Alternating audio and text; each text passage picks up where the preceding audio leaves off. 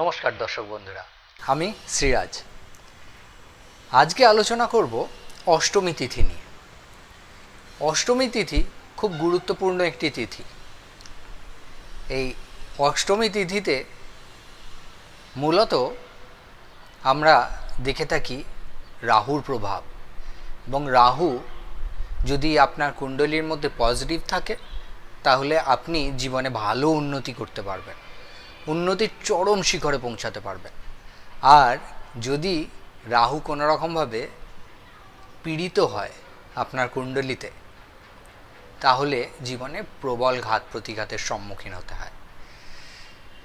তবে এই অষ্টমী তিথিতে যাদের জন্ম হয়ে থাকে, মূলত দেখা গেছে যে এরা বেশ লড়াকু মানসিকতার হয়ে থাকে, এবং বেশ কিছু ক্ষেত্রে এরা ডেসপারেটলি এগিয়ে যাওয়া বা বেশ কিছু কাজের ক্ষেত্রে এরা সম্পূর্ণরূপে নিজের সমস্ত আত্মবিশ্বাস দিয়ে এগিয়ে যাওয়ার মানসিকতা রাখে।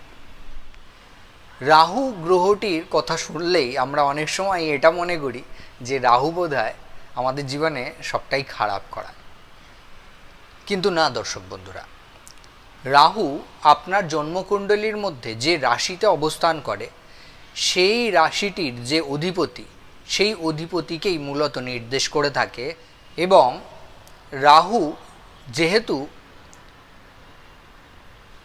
আমাদের জীবনে বেশ কিছু অশুভ প্রভাবও দিয়ে থাকে, তাই অনেক সময় আমরা ভেবে থাকি যে রাহু বোধহয় পাপগ্রহ হওয়ার কারণে সব ব্যাপারটাই খারাপ দিয়ে থাকে। কিন্তু জানেন কি দর্শক বন্ধুরা, এই রাহুই আমাদের যোগাযোগ ব্যবস্থা ঠিক করিয়ে থাকে।